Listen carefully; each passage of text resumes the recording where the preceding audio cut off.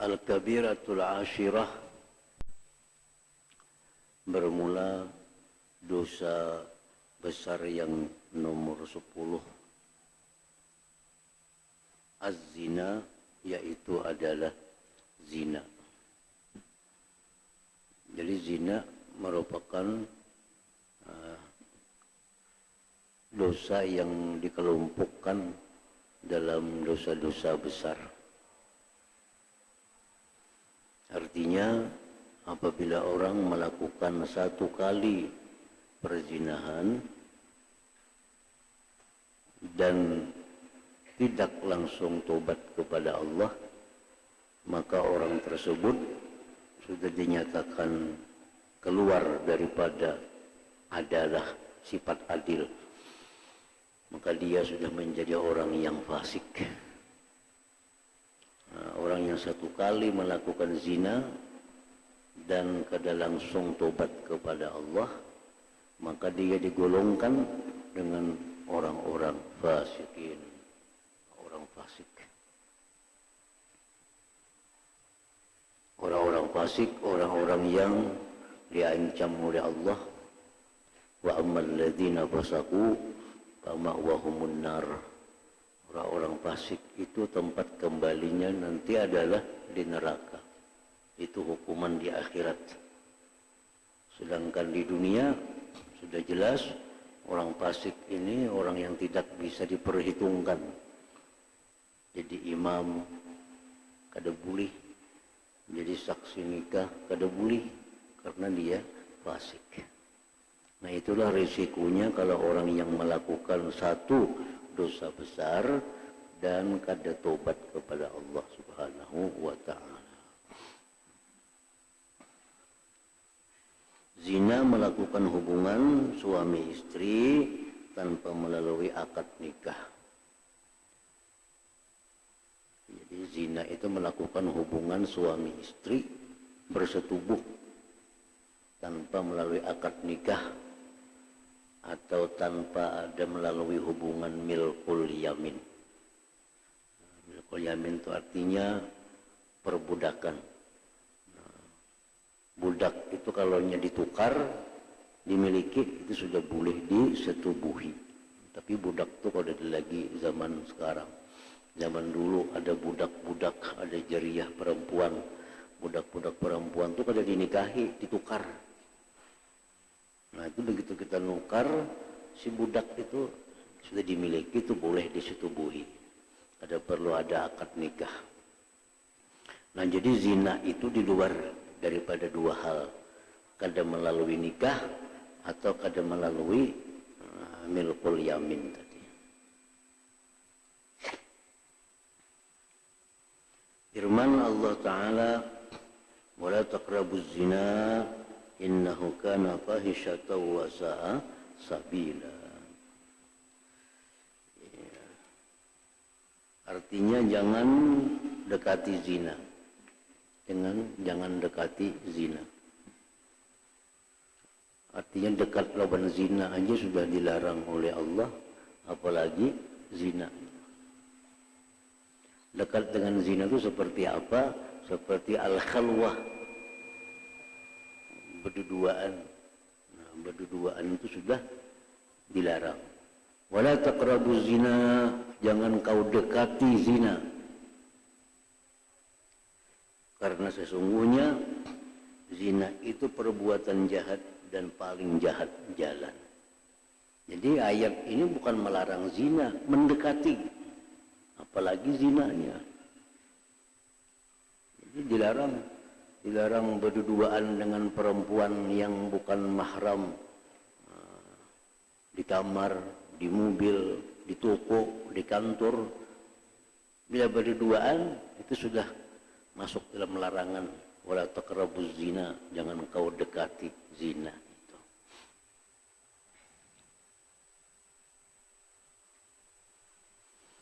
Rasulullah sallallahu alaihi wasallam bersabda, "Idza zana al-'abdu kharaja minhu al-iman fa kana kazullah ala ra'sih, summa idza aqla'a raja'a ilaihi al-iman." Artinya, apabila berzina seseorang hamba, maka keluarlah iman darinya. Jadi orang melakukan zina itu imannya keluar dari tubuhnya. Maka iman itu seperti payung di atas kepalanya. Jadi mun rahatan itu mati, rahatan kada beriman tuh. Kan imannya keluar. Imannya keluar. Kemudian apabila dia berhenti melakukan zina, maka kembalilah iman itu kepadanya.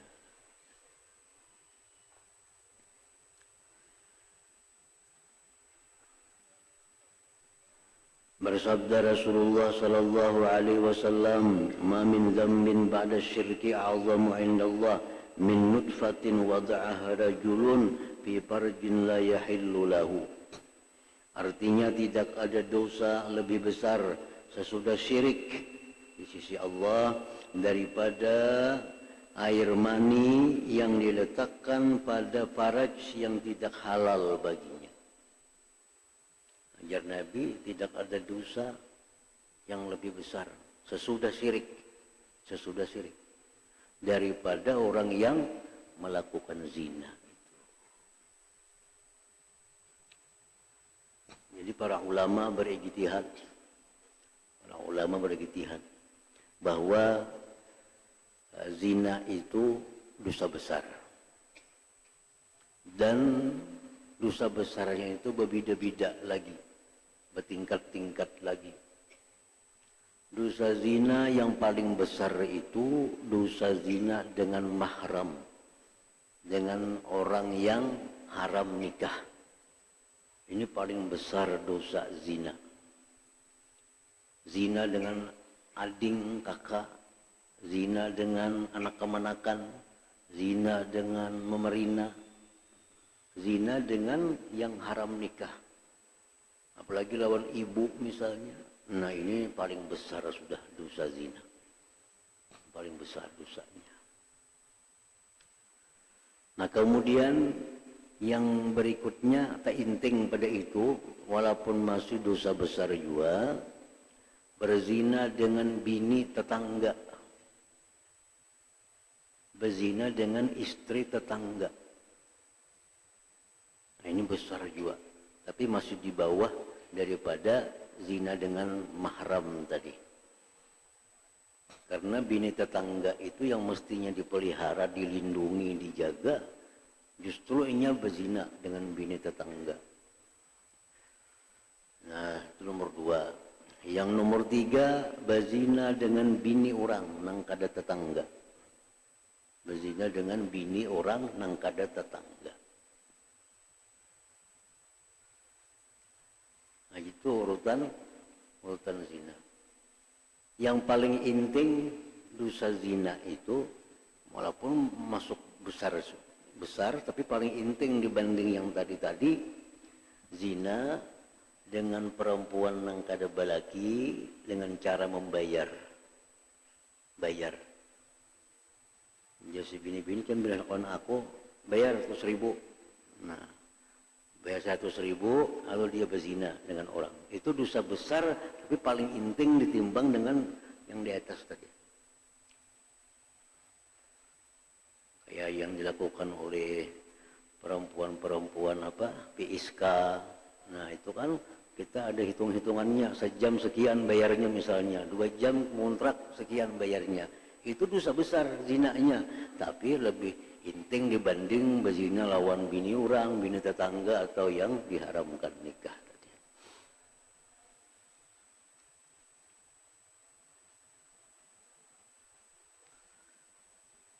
Nah orang yang berzina, baik yang laki-laki atau bini-bini,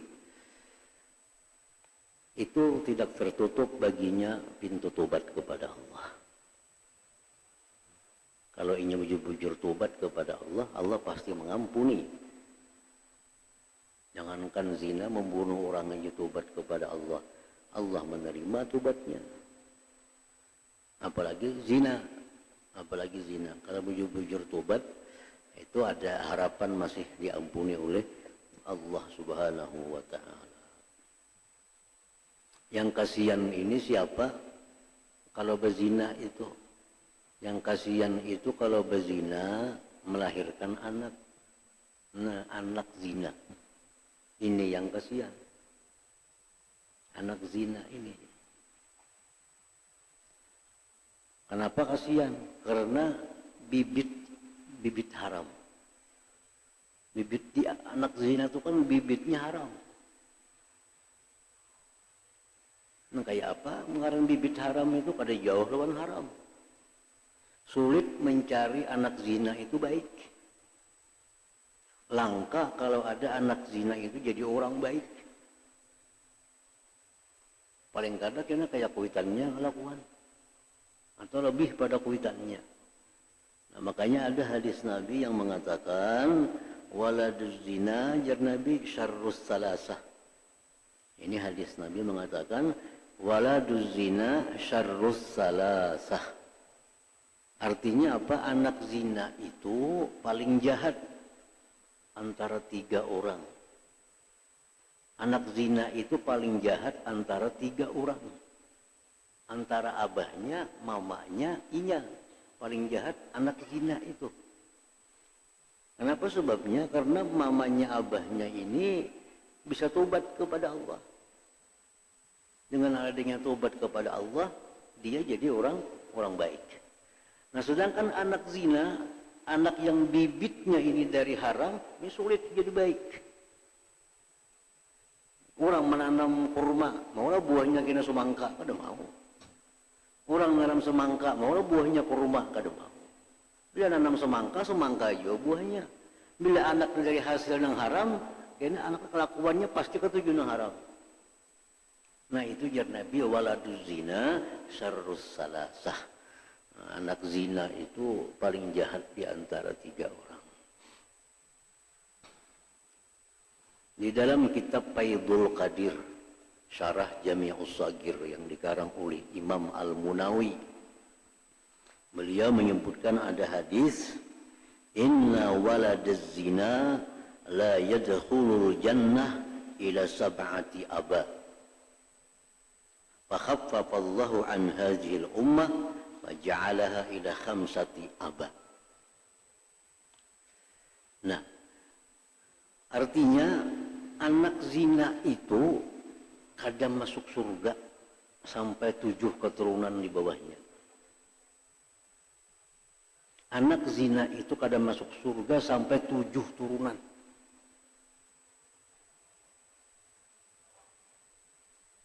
Kemudian Allah ringankan umat Nabi Muhammad ini, Allah ringankan menjadi 5 keturunan.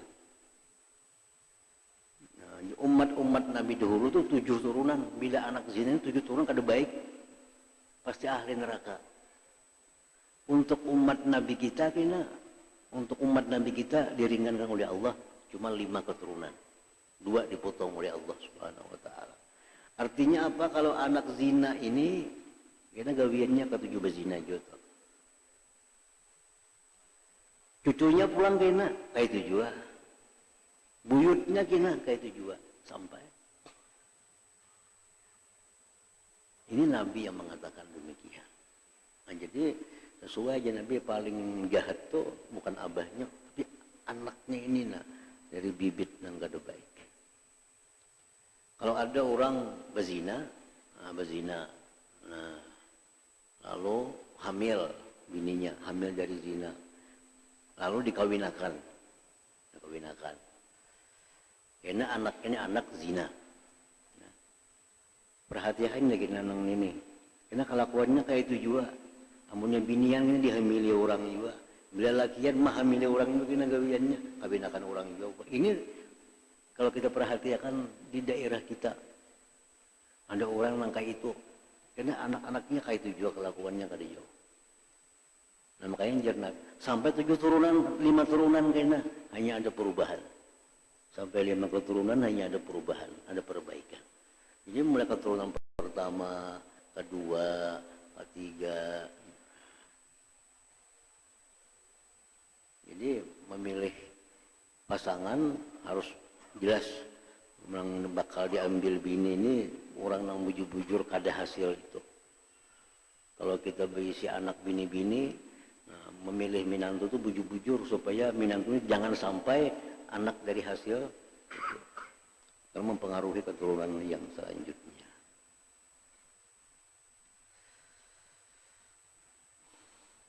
Jadi kita wajib menjaga anak, menjaga bini, menjaga keluarga daripada zina ini. Baik menjaga secara fisik, menjaga dengan doa, menjaga dengan bacaan-bacaan. 3 macam bentuk penjagaan kepada anak kita agar terhindar daripada zina. 1, dijagai bujur, jangan dilihatkannya berhubungan dengan lelakian. Itu penjagaan fisik. Yang kedua, kita jaga anak kita dengan doa. Rabbana hab lana min azwajina wa dzurriyyatina qurrata a'yun waj'alna lil muttaqin imama. Salah satu di antara sekian banyak doa menjaga keturunan. Rabbana hab lana min azwajina wa dzurriyyatina qurrata a'yun waj'alna lil muttaqin imama.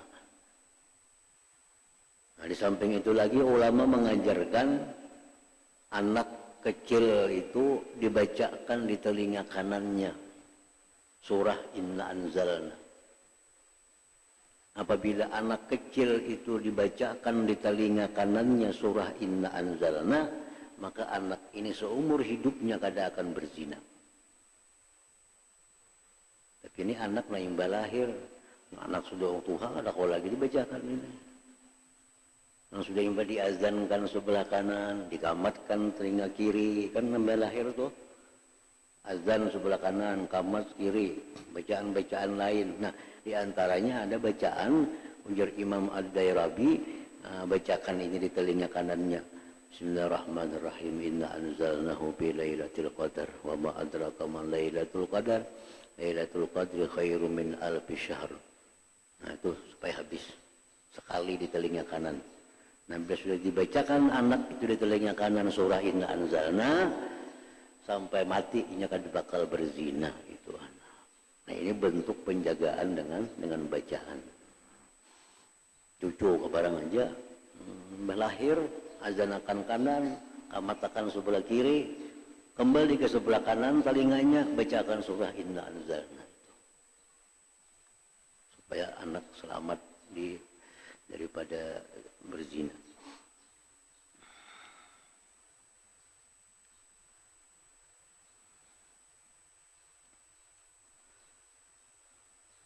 Jadi di dalam kitab Al-Kabair yang dikarang oleh Imam Az-Zahabi rahimahullah disebutkan bahwa iblis setiap hari mengadakan sayembara kepada anak buahnya. Anak buah iblis ini disebut syaitan. Iblis ini rajanya, atau Tuhannya itu iblis. Pembantu-pembantunya itu syaitan disebut. Jadi ujar syaitan, ujar iblis kepada syaitan ini setiap hari diadakan sayembara.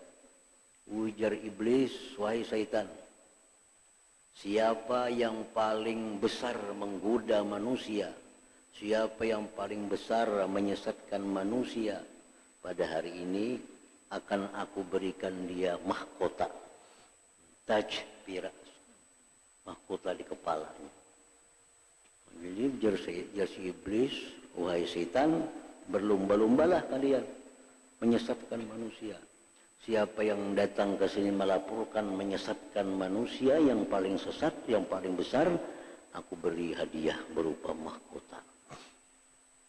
Nah, lalu berangkatlah setan ke manusia, menggoda. Sampai sore datang kumpul laporan hasil.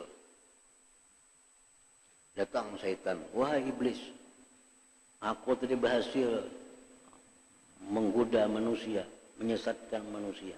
Kenapa aja iblis itu bang? Macam apa ya orang? Ini orang, wahai iblis, dua laki bini. Lalu aku kuda yang bini, aku kuda yang laki, akhirnya cerai laki bini. Iblis tuh kecil nih tuh. Nya cerai itu merujuk lawan apa kena ngalihnya. Itu kadang kalau diberi hadiah, kalau dapat hadiah itu sekecil aja itu.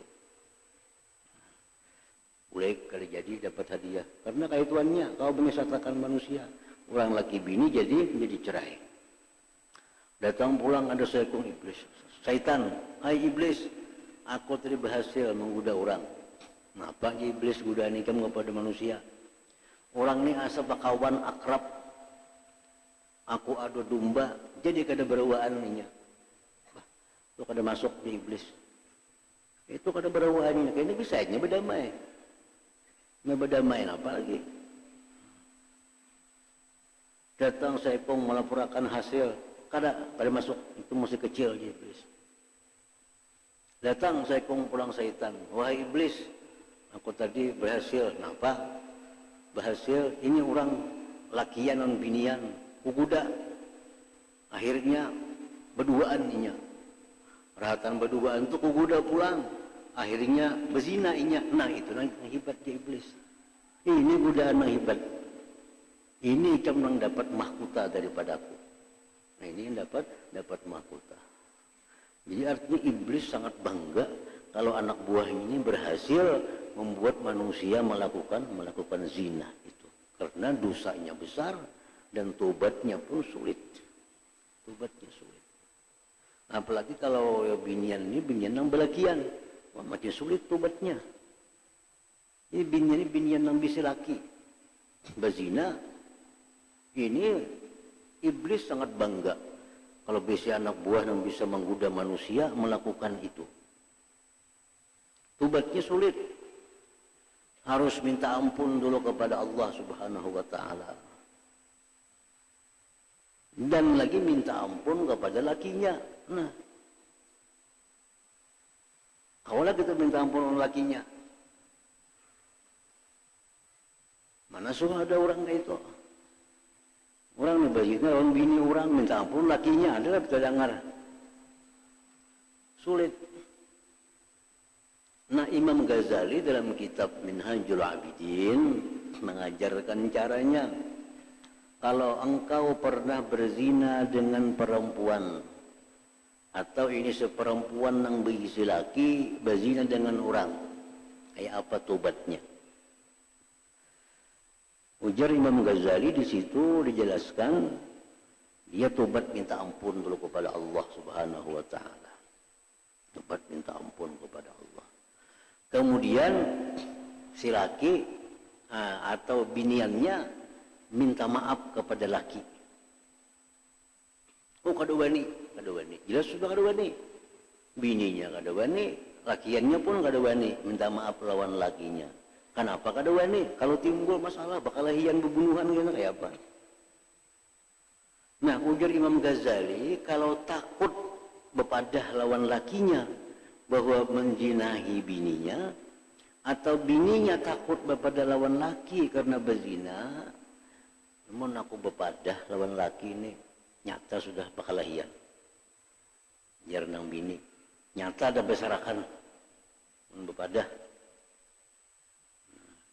Khusus untuk bini dulu, untuk biniannya dulu. Kalau aku bepadah lawan laki, aku berzina, nyata sudah tahambur rumah tangga nih.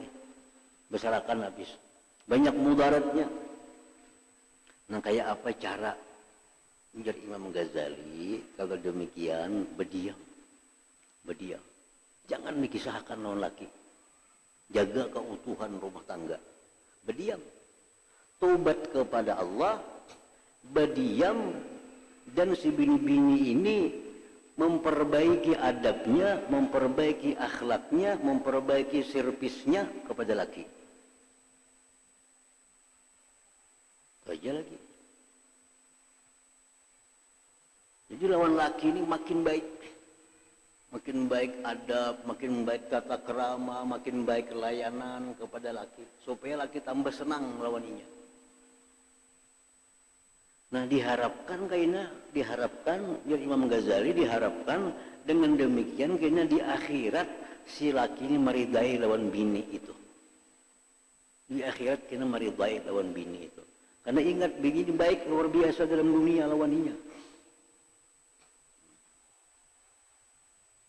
Itu bini-bini yang pernah berzina. Jadi minta ampun lawan laki kada wani ya kada usah. Cuma baiki kelakuan lawan laki. Suruh bebini ke laki kada apa-apa. Supaya laki ini senang nggak ya caranya? Karena seorang pernah berbuat itu, minta ampun kada wani, tinggal tugas si bini-bini ini menyenangkan hati laki sesenang-senangnya. Cara kayak apakah? Supaya senang laki kayak apa? Selama yang dibolehkan oleh Allah tentunya. Sediakan makanan nanginya ketujuh, ulah akan minuman nanginya ketujuh, cari kelakuan kayak apa lakinya ketujuh, itu aja yang diulah. Nah ini kalau bini-bini yang pernah berzina ke orang lain, itu caranya tobat kepada Allah Subhanahu wa Ta'ala, kelakuan tadi baiki. Nang laki bermamai kadang ngarakan aja lagi nang kayak apa kalau laki ngarakan. Supaya laki itu tertanam dalam hatinya kebaikan si bini kepada inya. Nah ini kita di akhirat itu akan membayar kesalahannya kepada laki tadi. Nah ini bagi bini. Nah bagi laki-lakinya bang, melawannya berzina nih, minta ampun lawan lakinya kada wani, bisa dibunuhnya kok. Minta ampun kepada Allah. Minta ampun kepada Allah. Jadi Imam Ghazali mengatakan, baiki lakinya sebaik-baiknya dengan materi dan non materi. Baiki lakinya itu baiki. Doa didoakan. Bila mendoakan seorang, doakan juga lakinya itu. Karena bininya suka berzina juga kita. Bila kita berdoa, ya Allah ampuni dosa ulun, ampuni juga dosa pulan bin pulan laki si anu. Ya Allah selamatkan ulun, selamatkan juga pulan bin pulan laki si anu itu. Nah, jadi bila kita berdoa untuk kita, doakan juga laki orang itu.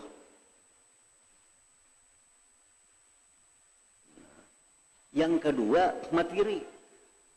Kita kirimi apakah lakinya tuh, kirimi duit kah, kirimi baju kah, kirimi pakaian apakah, kirimi makan, supaya senang lakinya kita.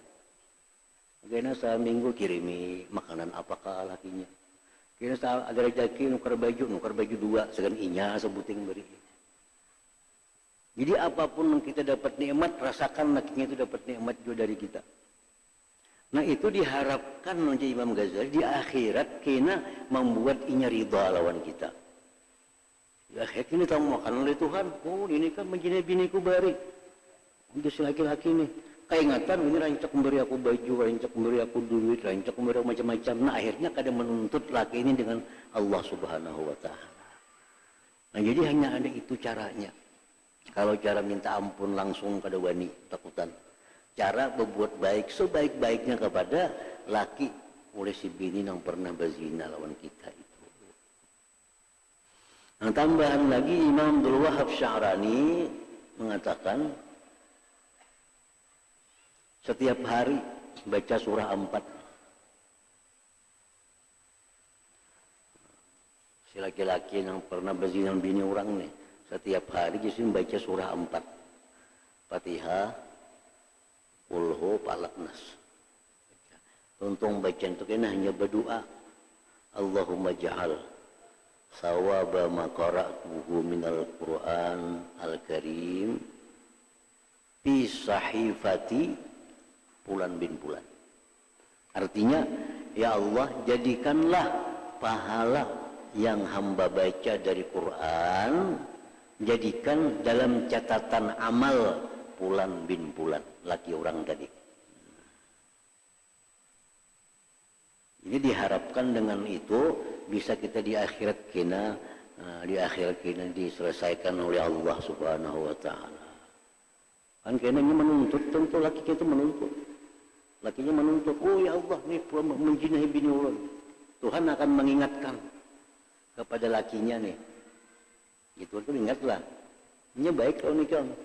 Rancak memberikan baju, rancak memberikan duit, rancak mendoakan ikam, menghadirikan Fatihah, maafkannya. Nah Tuhan kayaknya nyuruh si laki-laki ini memaafkan kepada kita yang pernah berbuat kada baik lawan bininya itu. Jadi itu cara jalan keluar. Kalau misalnya bisa pernah dahulu kala berzina lawan bini orang, kita kan akan beres kalau kada melakukan hal-hal demikian. Tobat kepada Allah, bujur-bujur tobat, dan lawan laki orang itu kita dituntut berbuat baik sepanjang hidup kita. Sepanjang hidup kita. Artinya apa? Walaupun lakinya sudah mati, tetap kita masih disuruh berbuat baik, doakan, bacakan hadiah ini, hadiah itu, sepanjang umur kita. Nah, bila kita melakukan demikian dengan benar dan sungguh, Allah akan memperhitungkan untuk mengabulkan, menyelesaikan urusan kita dengan laki orang tadi. Jadi berat urusannya. Nah, makanya iblis itu sangat bangga kalau ada anak buahnya menggoda manusia hingga melakukan zina, apalagi lawan bini orang. Nah, makin ini iblis bangga kalau anak buahnya berhasil melakukan godaan seperti itu.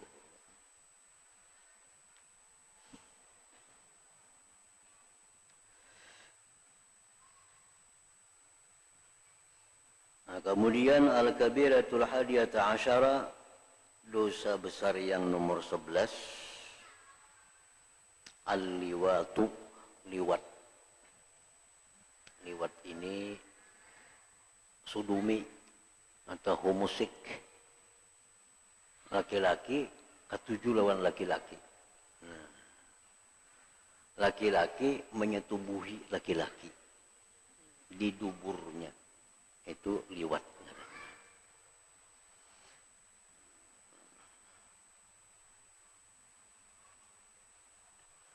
Ini termasuk dosa besar. Firman Allah Ta'ala, ata'atuna az-zukran wa tazaruna ma khalaqa lakum rabbukum min azwajikum bal antum qaumun 'adun. Allah berfirman, apakah kamu mendatangi laki-laki, menyetubuhi laki-laki, dan meninggalkan sesuatu yang Allah ciptakan bagi kamu dari pasangan kamu? Bahkan kalian kaum yang melampau batas. Nah, jadi ini pekerjaan asal muasalnya terjadi pada zaman Nabi Lut alaihissalam. Ini zaman Nabi Lut. Makanya disebut liwat. Jadi umat Nabi Lut ini, kan nabi-nabi bahari itu beda dengan nabi kita. Kalau nabi kita ini urusila ammah, diutus umum, mencakup seluruh dunia.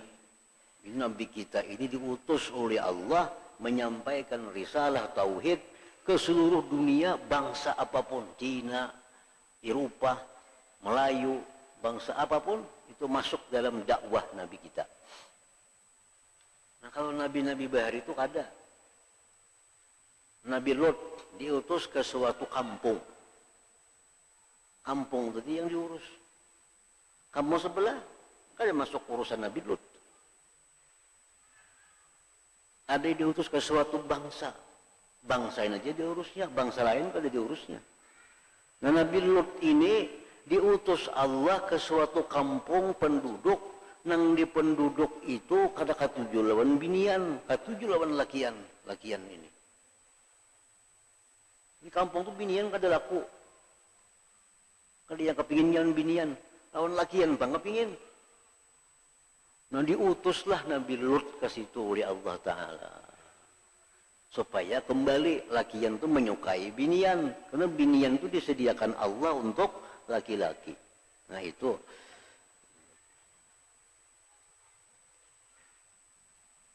Jadi adanya di zaman Nabi Lut ini. Lalu sampai sekarang, sampai hari kiamat. Bukan Nabi Lut nih keluaran. Ada aja kelompok-kelompok nang ketujuh nang ka itu. Ketujuh lawan lelakian. Kada ketujuh lawan binian. Lalu diancam oleh Allah Ta'ala. Diancam oleh Rasulullah. Perbuatan itu perbuatan jahat, perbuatan kada baik, perbuatan yang mendatangkan dosa besar. Bersabda Rasulullah sallallahu alaihi wasallam, la'anallah man 'amila 'amala qaumi Lut. Artinya Allah melaknat orang yang melakukan perbuatan kaum Nabi Lut. Beliau mengulangi ini 3 kali. 3 kali Nabi mengatakan, Allah la'anallah man amila qaum Lut, la'anallahu man amila amala qaumi Lut, la'anallah man amila amala qaumi Lut. Allah melaknat orang yang melakukan perbuatan seperti perbuatan kaum Nabiullah Lut, yaitu mensetubuhi laki-laki di duburnya laki-laki itu. Ini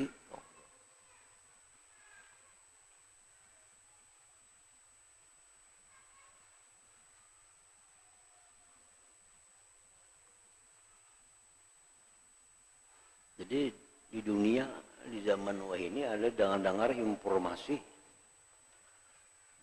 disahkan laki-laki kawin lawan laki-laki. Untung di Indonesia ini kada berlaku, mudahan jangan berlaku. Undang-undang ini macam-macam, wah ini bisa mengulah macam-macam, diulah oleh DPR nih. Ini di negara tetangga kita, negara Singapura, sudah laki-laki itu boleh kawin dengan laki-laki. Nah, jadi serumah laki-laki, heran laki bini. Ada surat nikahnya, lengkap, resmi.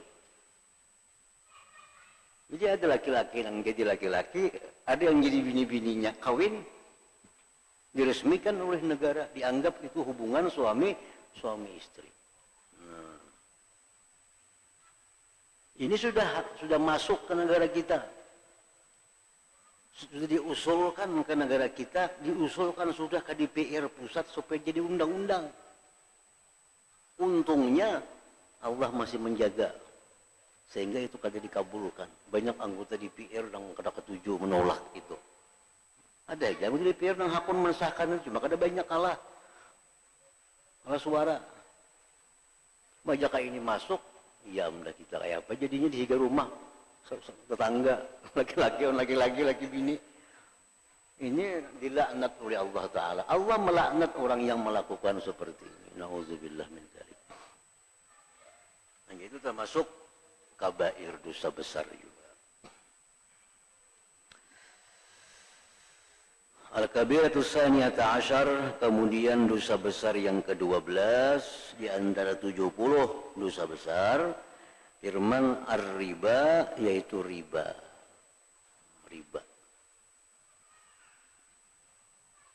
Firman Allah Ta'ala, ya ayyuhalladzina amanu la ta'kulur riba adhafan mudha'afah wattaqullaha la'allakum tuflihun. Artinya, hai orang-orang yang beriman, jangan makan riba ganda berganda, lipat berlipat. Takutlah kepada Allah, niscaya kalian beruntung. Nah, riba ini macam-macam banyak. Jenis riba itu banyak. Cuma yang paling sering dilakukan adalah riba qardi. Riba qardi ini riba hutang berhutang. Jar Nabi, kullu qardin jarra manfaatan fahuwa riba. Tiap-tiap hutang yang mengambil manfaat oleh orang yang menghutangi, itulah riba. Setiap ada hutang yang menarik manfaat dari hutang itu oleh orang yang menghutangi, itu riba. Nah, ini disebut riba qardi. Ini yang paling banyak dilakukan. Walaupun riba-riba lain itu banyak juga. Yang lain pada itu. Riba tentang huruf berhuruf baras, riba tentang berhuruf emas, riba tentang berhuruf macam-macam, itu riba juga. Kita ada beli segelang 50 gram. Kita datang ke toko emas berhuruf lawan galang itu nah. Sama pada 50 gram. Cuma orang hanyar potongannya, ini potongan bahari. Jawab toko nambah ikam maka nambah 100.000. Nah, itu riba. Kenapa? Karena emasnya mesti sama, kada boleh tambah menambah. Kalau emas itu sama, misil lebih misil, sama dengan sama.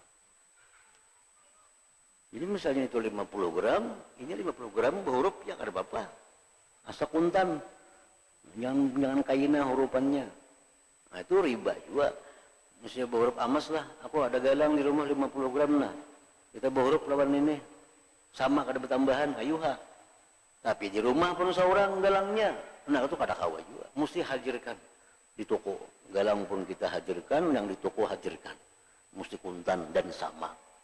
Nah itu kalau menyalahi itu riba juga. Berhuruf baras sama. Baras siam, salitar setengah. Baras siam salitar. Pun kita baras ir 40. Salitar seperapat. Nah kada kawa itu. Sama pada baras kalau berhuruf itu mesti sama. Dan kuntan. Bila menyalahi itu riba. Nah, riba juga.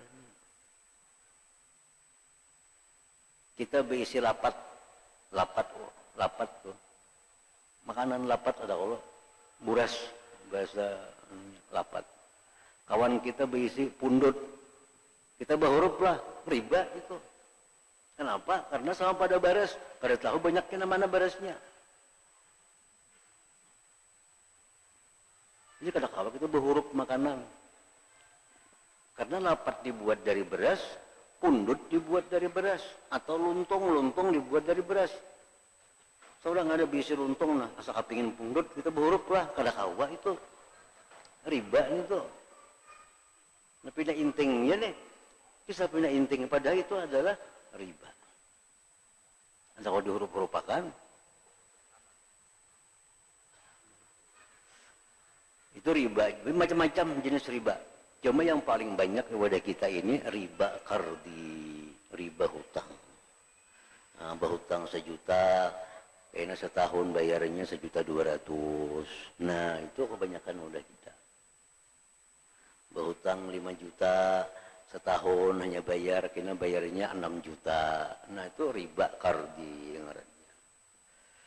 Nah, ini termasuk dosa besar juga, dosa besar.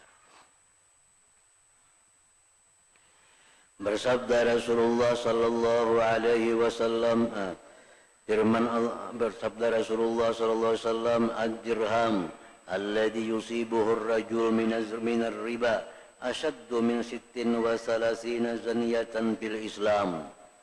Ujar Nabi kita 1 dirham. Dirham itu duit. Orang bahari menggunakan dirham dan dinar. Dirham terbuat dari perak. Kalau dinar terbuat dari emas. Jadi orang-orang bahari itu berjual beli duitnya itu. Berapa baju nih selembar? 2 dirham. Nah, bayar 2 dirham. Atau berapa baju nih selembar? 1 dinar. Bayar 1 dinar. Nah, dirham itu kira-kira perak sekitar 3 gram, lebih sedikit 3,5 gram lah. Itu 1 dirham. 1 dirham. Nah jadi jar Nabi, duit riba yang didapat 1 dirham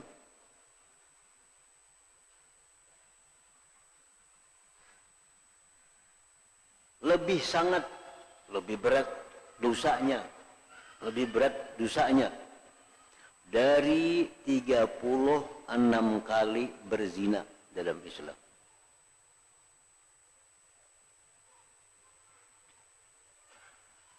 Satu dirham yang didapat dari riba ini, ujar Nabi dosanya lebih berat dari 36 kali berzina. Jadi kalau 1 dirham itu misalnya sekitar 3,5 gram perak. Perak itu segramnya kurang lebih misalnya 10.000. Berarti 3 gram itu kurang lebih 35.000.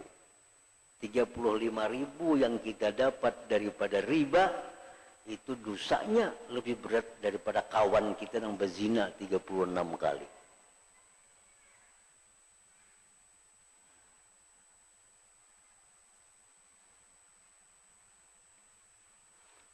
Nah, jadi lebih berat riba kalau dosanya dibanding dengan zina. Ancaman-ancaman Allah terhadap riba ini jauh lebih berat daripada ancaman Allah kepada zina. Karena di dalam Al-Quran Allah terang-terangan menyebut orang-orang yang melakukan riba itu fa'zanu biharbim minallah, sampaikan kepada orang yang melakukan riba bahwa Allah berperang dengan dia. Nah, jadi Nabi disuruh sampaikan oleh Allah kepada umat, pelaku-pelaku riba itu berperang dengan aku, ya Tuhan. Makanya kita lihat kalau orang-orang itu mukmin kepada Allah, beriman kepada Allah, melakukan riba, kada mau sukses, pasti kena bangkrut ujung-ujungnya.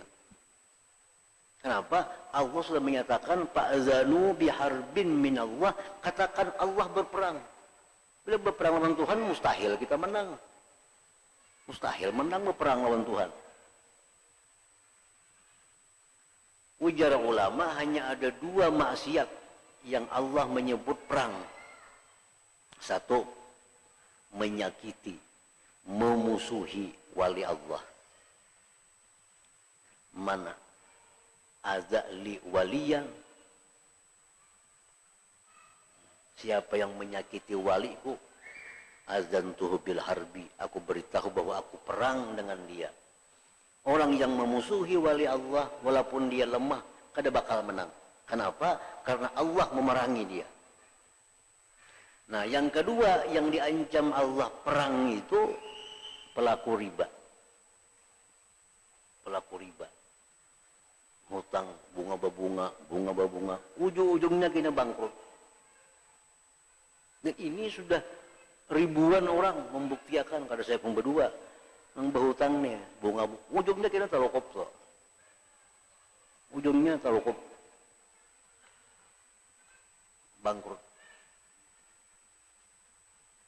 Wadah ulun tuh, kata itu anak yang datang dah manusia.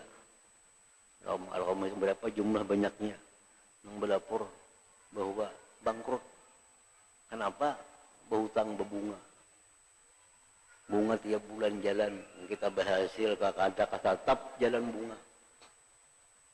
Ini hari bulan ini rugi nah. Bunga atau rugi tetap bayar. Ujungnya ya habis. Mustahil orang yang riba itu sukses. Mustahil. Kada masuk akal orang yang riba itu sukses. Karena Allah menyatakan perang. Artinya kalau ada orang yang riba itu tapi sukses, ini istidraj, lanjuran dari Allah. Sianopangnya riba, sugih sampai wah ini ke anak cucu, itu berarti dilanjur oleh Allah. Dilanjur. Kalau sebujurnya Allah bertindak, siapapun yang melakukan riba itu pasti bangkrut. Pasti bangkrut. Jangankan sampai ke anak cucu hartanya, sampainya seorang jangan dicukup. Nah, jadi kalau ada orang yang riba, sukses, wah ini bakal kiamat dari akhirat kena. Ini orang dilanjur oleh Allah Subhanahu wa Ta'ala. Dilanjur itu kan bagus artinya. Dilanjur itu artinya dilanjur itu dikumpulkan dosanya, kayaknya di akhirat hanya dihukum. Itu artinya dilanjur. Istidraj itu lanjuran dalam dunia kada ditindak oleh Allah, dikumpulkan dosanya. Karena di akhirat hanya, nah itu dilanjur artinya.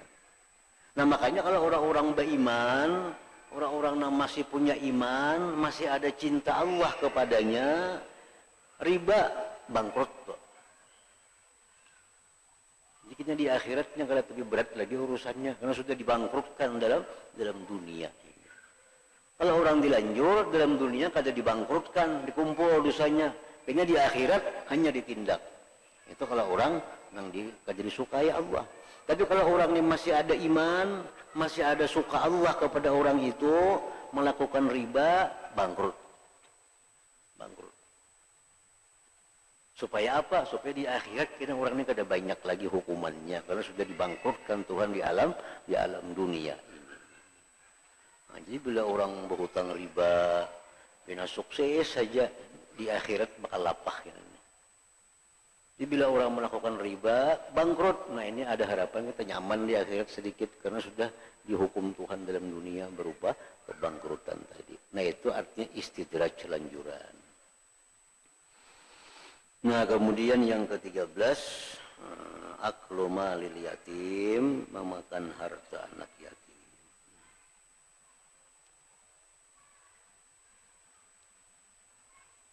Hadratin Nabi sallallahu alaihi wasallam, Al-Fatihah.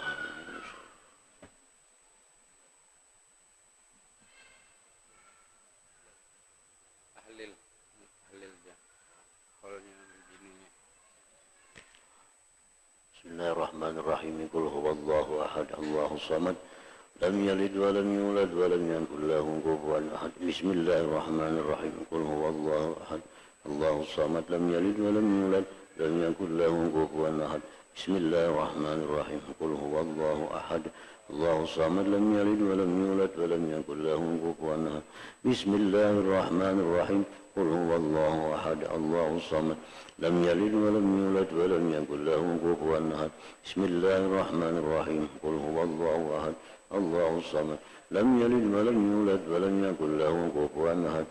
Bismillahirrahmanirrahim. Qul huwallahu ahad, Allahus samad, lam yalid wa lam yulad wa lam yakul lahu kufuwan ahad.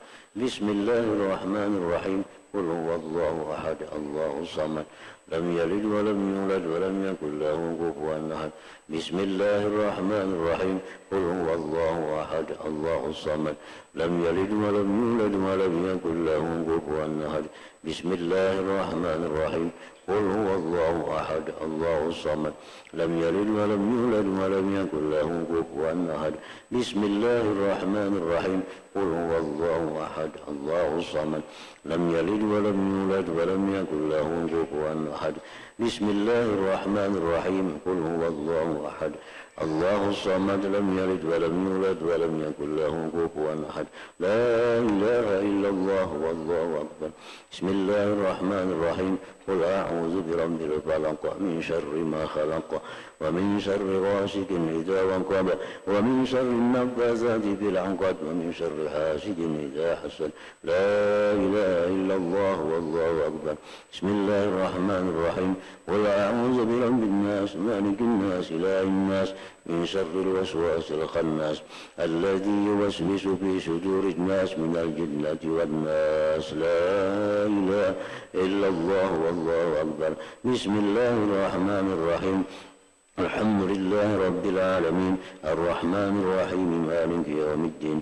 Iyyaka na'budu wa iyyaka nasta'in, ihdinas siratal mustaqim, siratal ladzina an'amta 'alaihim ghairil maghdubi 'alaihim waladdallin.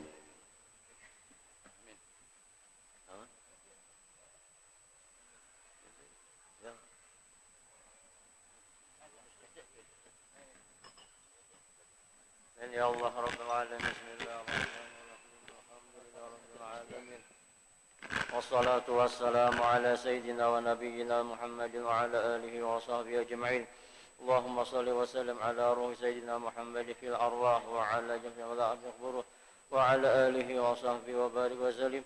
اللهم أوصلنا لما قرأنا في خير القرآن الكريم ومهلنا هدية واصلة، رحمة نازلة، وبركة شاملة، وصدقة متقبلة. نقدم ذلك من حضرة سيدنا رسول الله سيدنا محمد عبد الله وصحابته والقرابة تابعين من العلماء من مشايخنا ومعلمنا ووالدنا وأمهاتنا وجميع قرابتنا، خصوصا روح العالم العظيم ويا أربع المرحوم يا الله والمرحومة ووالدنا ووالدنا، اللهم اغفر لهم وارحمهم وعافهم واعف عنهم واجعل الجنة يا رب انزل. اللهم انزل رحمتك والمغفرة والنعمة والشفاعة والبركة والسرور، خصوصا المرحوم حاجة مسلمة. اللهم اجعل فداء لهم من النار وفكاكا لها من النار وهجابا من والشراء من النار. اللهم اجعل قبورها روضة من رياض الجنان، ولا تجعل قبر حفرة من حفر النيران برحمتك يا أرحم الراحمين. ربنا تقبل منا إنك أنت السميع العليم، وتب علينا إنك أنت التواب الرحيم. ربنا آتنا في الدنيا حسنة وفي الآخرة حسنة وقنا عذاب النار. الحمد لله رب العالمين. الفاتحة.